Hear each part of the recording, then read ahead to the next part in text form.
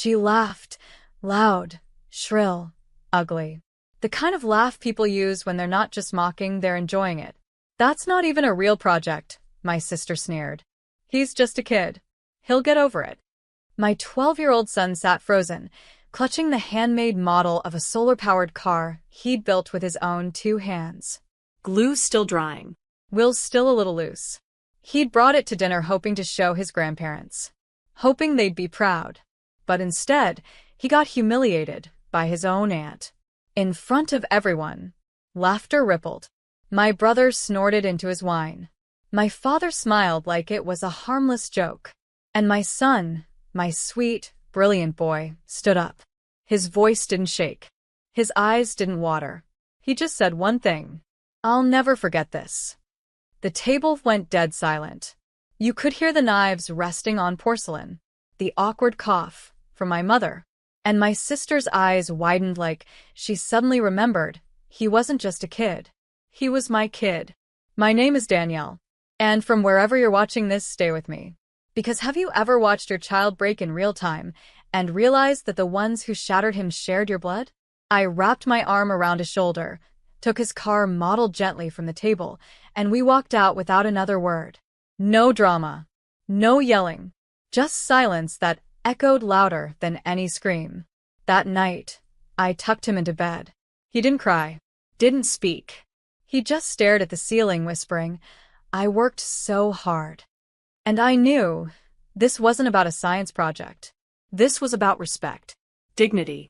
family, and how mine had none. I made one decision before the sun rose. They would feel this. Not just my sister. All of them. Because if they thought this was going to be forgotten like another dinner party faux pas, they didn't know what I was capable of. The next morning, the first domino fell. And by the time the last one dropped, my parents' perfect little world crumbled like ash in the wind. By morning, I was already logged into the system. The family trust, the estate allocations, the business accounts they forgot I managed behind the scenes because I never asked for praise, just kept the wheels turning. Until now. Within 2 hours, I froze 3 joint accounts. Another hour later, I revoked shared access to the beach house deed they all used but never paid for. By noon, I'd filed a motion to dissolve the sibling business LLC that ran under my credentials. See, while they laughed at my son for being a kid with dreams, they forgot his mother was the architect of the life they were standing on. And I was done holding it up. At 2:34 p.m., my sister texted, Hey, what's going on with the company account? My card just declined at Saks. I didn't respond. At 2:57 p.m., my father called. Straight to voicemail. By 3:11 p.m., a group thread started. Dad. Danielle, please call me. Your sister's upset. Sister. You're being dramatic. I was joking. Mom, can we talk about this like adults? I put the phone down and walked into my son's room. He was tinkering with wires and batteries, trying to rebuild the car she'd broken. One wheel slightly melted from the fireplace's edge, where she'd tossed it accidentally. You okay? I asked. He shrugged. It's just plastic. No, I said gently. It was your heart. He looked up at me. Why did she do it? I knelt beside him. Because she thought cruelty was clever. Because she's a coward who thinks mocking others makes her important. His eyes filled, but he didn't cry. I want to be someone different, he whispered. I smiled. You already are. The next day, I received an email from the board of my parents' foundation. We've been informed your name is being withdrawn as financial guarantor. Can you confirm? I confirmed. They'd never survive the audit that came next. Because if they wanted to treat my child like a joke, then they could live without the punchline I'd been covering all along. And still, this was only the beginning. By the 3rd day, the phone didn't stop. Missed calls, voicemails laced with urgency and carefully concealed panic. I let every one of them rot in silence. Because the same people who laughed at my son's dreams were now watching their own unravel, and I wasn't lifting a single finger to stop it. At 9:12 a.m., my father emailed me directly. We need to talk. You're creating chaos over a misunderstanding. Misunderstanding? They watched my son shrink under a chandelier they all sat under, and not one of them stood up for him. That wasn't a misunderstanding. That was a message. And now I was sending mine. I scheduled an emergency board meeting for the foundation my parents ran. The same one I funded silently year after year. When they logged in, they saw me sitting at the head of the Zoom call, calm, unreadable, already surrounded by lawyers. Danielle, Mom started. This is a family matter, not a financial one. No, I said. This is exactly a financial matter. Because all of you made it one when you used my resources to build your reputations and turned around and mocked my son in return. Come on, my sister huffed. It was a joke. He's a kid. He doesn't even understand what happened. I leaned in toward the camera. He understood enough to say, I'll never forget this. Maybe you should have listened. I motioned to the lawyer beside me. As of this moment, I am removing the Patterson Family Trust from the foundation's donor base. Effective immediately. All future donations will be redirected to a scholarship fund in my son's name for kids who dare to dream even when no one claps. The screen exploded. Danielle, you're being cruel. This is a betrayal of family. You're blowing this out of proportion. I stayed silent until they ran out of breath. Then I spoke the truth they'd been dodging for decades. You loved my silence more than you ever loved me. But you made a mistake this time. You humiliated the one person I would burn the world for. The meeting ended. That night, my sister texted me. You've made your point. You've embarrassed us enough. Now what? I stared at the screen and smiled. Now you learn what it feels like to rebuild without me. Because I wasn't just done being your backbone. I was becoming the storm that made you beg for shelter. The fallout was delicious. The kind of quiet collapse they never imagined could come from me. The agreeable one. The responsible sister. The one they'd leaned on so long. They forgot she had bones of steel. That night, I took my son out to dinner. Just the two of us. His favorite place. No cameras. No grand speeches. Just love. Real, simple, safe. Halfway through his milkshake, he looked up and asked, Did I do something wrong that night? I set my fork down. My heart cracked, but my voice didn't. No, baby, I said. They did. He looked away. I didn't want to cry in front of them. I leaned in close. You didn't need to. You did something more powerful. What? You stood up. And I meant it. He didn't throw a tantrum. Didn't run away. He just said the one sentence that echoed through the entire house like a curse. I'll never forget this. He wasn't just speaking for himself. He was speaking for every child who'd ever been belittled by people who were supposed to protect them. And now? The protectors had become the exiled. By morning, my sister's boutique, built on a trust she never earned, was shuttered. I had revoked the silent partnership I'd held in her business. The one I never bragged about because family helped family, until family laughed at mine. Brandon, her husband, sent an email titled, Come on, Danielle. Don't punish everyone for one mistake. I forwarded it to my attorney with a single line. This is not punishment. It's accounting. My father tried to salvage what was left. Called in favors. Scheduled a neutral dinner to discuss things. I sent a message back. If you can sit through watching your grandson be mocked and do nothing, then you can sit through the consequences too. My mother, always the strategist, sent flowers. The card read, We all make mistakes. Please don't let this destroy everything. I returned them. No card. No message. Just silence, my new language. Because sometimes love isn't loud. Sometimes it's boundaries made of titanium. And my son? He was finally smiling again. Because he knew. He knew his mom didn't just hear him. She moved mountains for him. And I wasn't finished.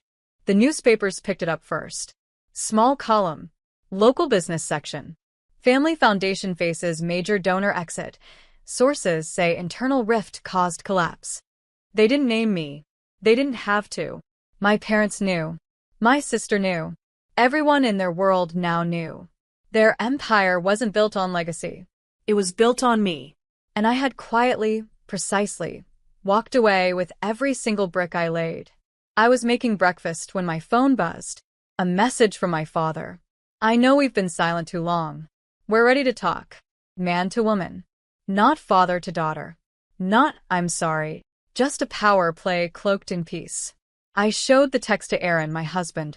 He didn't say anything. Just raised an eyebrow and kept flipping pancakes. That was enough. Later that day, my lawyer confirmed the final paperwork had cleared. I was no longer tied to the family trust, the LLCs, or any shared property. Not legally. Not financially. Not spiritually. Free. That afternoon, I walked into my home office, walls lined with photos of my son, awards, newspaper clippings of charities I built with my own hands, and opened a folder I'd been building for weeks. The name on the cover? Project Orion, a scholarship fund dedicated to kids like mine. Kids with big dreams and small voices. Kids who deserve yes where they've always heard not yet. I funded it with the exact amount I pulled from my family foundation. To the dollar. Every cent they used to prop themselves up now belonged to children who deserved it. And my son? He'd be the first face on the website, holding the solar-powered car we rebuilt together. The same one they laughed at. The same one now featured in a science magazine for middle school innovators. When I showed him the site, his eyes lit up. "This is for me?" he asked. "For you," I said. "And every kid they ever ignored." He hugged me so tight, I could barely breathe. "You didn't just get revenge," he whispered. "You made it matter." And he was right. This wasn't just about teaching my family a lesson. This was about rewriting what family should mean. The invitations came a week later. Glossy envelopes. Gold embossed. Expensive as guilt. Join us for the Patterson Family Gala, a night of unity and giving. Unity? They were desperate. The annual gala was their pride, their pageant, their chance to show the world how generous they were, with money that never belonged to them. But this year, the guest list had holes. The venue had changed. The sponsors were pulling out, quietly, carefully, because I had always been the bridge they walked across to respectability. And now that bridge had burned. My mother called that night. Not to apologize. To perform. "Danielle," she began, "I know you've made your point. And we're trying to reflect." "Reflect," I said. "Or repair the PR damage?" She sighed. "Your sister didn't mean it. And your father, he's never been good with emotions. We're old, Danielle. We're trying to keep the family from falling apart." I smiled coldly. "It already has. I'm just choosing not to live in the rubble." A pause. "Then, will you come? To the gala?" I almost laughed. "You want me to walk into a room you built on the back of my silence and pretend we're whole?" "We just need your presence," she said softly, "to remind people we're still us." There it was. They didn't miss me. They missed the image of me. The reliable daughter. The silent donor. The spine of the lie. I hung up, and for the first time in years, I didn't feel guilty about it. Instead, I sent out invitations of my own. Not for a gala. For a launch. Orion Rising, a night for young inventors. Hosted the same evening. Same city. But my room was filled with real stories. Real kids. Real joy. No donors in tuxedos faking compassion. Just children holding up the dreams they built with bare hands. And right in the center, my son. Smiling. Radiant. Unbreakable. That night, while my family's world wilted under cheap chandeliers and forced applause, mine was blooming. And the best part? Every sponsor who skipped their gala showed up at mine. The headlines the next morning told two stories. Patterson Gala sees lowest turnout in decade. Orion Rising, the future of innovation starts here. Side by side. Legacy versus rebirth. Facade versus fire. Their names shrinking while mine expanded, rooted in something real this time. My phone buzzed nonstop. Journalists. Local influencers. Educators asking to partner. Even old friends I hadn't heard from in years, suddenly remembering my number. But the one call I answered came from a blocked ID. I knew it was her before I said a word. My sister's voice cracked like glass. You couldn't just let it go, could you? I said nothing. You had to humiliate us. You had to make a scene. I almost laughed. I didn't make a scene, Hannah. I made a statement. There's a difference. You destroyed everything. No, I replied, calm and still. You did that when you humiliated my son and thought there wouldn't be consequences. She sniffed. He's just a kid. Don't, I snapped. Don't finish that sentence. Because that kid just inspired a room full of CEOs, educators, and philanthropists, while your gala was half empty and full of forced smiles. Silence. Then bitter and small. So what now? You're done with us forever? I thought about it. Really thought. Because I wasn't driven by vengeance anymore. I was driven by value. No, I said. I'm not done. I'm rebuilding. Rebuilding what? My lineage, I replied. And I'm starting by teaching my son that the world doesn't revolve around people who laugh at pain and call it humor. You're not the same, Danielle, she whispered. You used to care. I still care, I said. Just not about what breaks me. I hung up. That afternoon, I took my son out for ice cream. We walked past a bookstore where his face now sat proudly on the front window, a feature from a local magazine titled, "The Boy Who Stood Up." He held my hand tighter. Is it okay to remember what she did? Yes, I said. Because remembering isn't the wound. It's the armor. He smiled up at me, chocolate on his lip, eyes wide with a kind of peace I hadn't seen in months. And in that moment I knew my family didn't crumble. I just stopped holding it up. 3 months later, they showed up at my doorstep. All of them. My father in a suit that hung looser than I remembered. My mother clutching her handbag like a shield. And Hannah, makeup-free, eyes swollen, shoulders hunched, not like someone ashamed. Like someone finally humbled. I didn't speak. I just stepped outside and closed the door behind me. No cameras, I said. No neighbors. Say what you came to say. My father cleared his throat, but I cut him off with a look. This wasn't his moment. It was Hannah's. And she knew it. She stepped forward. I humiliated your son, she said softly, because I couldn't handle that he had something I never did, bravery. Her voice cracked. I thought being older meant I was better. I thought being louder made me right. But when he stood up and said, I'll never forget this, I realized I was the one who should never forget. She reached into her coat and pulled out a check. This isn't hush money, she said quickly. It's for Orion. For the fund. I talked to Brandon. We're selling the car. Downsizing. We want to do something real. I took the check. Not because I needed the money. Because I needed the moment. My mother stepped forward next, voice trembling. I'm sorry, Danielle. I see it now. The years we leaned on your strength like it was infinite. The way we dismissed your son, it wasn't just a joke. It was a betrayal. She reached for my hand. I didn't flinch, but I didn't hold it either. I don't hate you, I said. I just stopped making space for the version of you that hurt us. Dad finally spoke. We'd like to come to the next Orion event, if that's allowed. I stared at him. At the back, I said. You can sit at the back and listen. They all nodded. No protest. No excuses. Just acceptance. And that was enough for now. Later that night, my son stood on a school auditorium stage, holding a microphone in one hand and the rebuilt car in the other. Someone once told me, he said, that pain doesn't make you weak, but standing up in pain, that makes you unforgettable. The room rose to its feet. Applause thundered, and in the very back row, my family stood too, silent, reverent, finally small.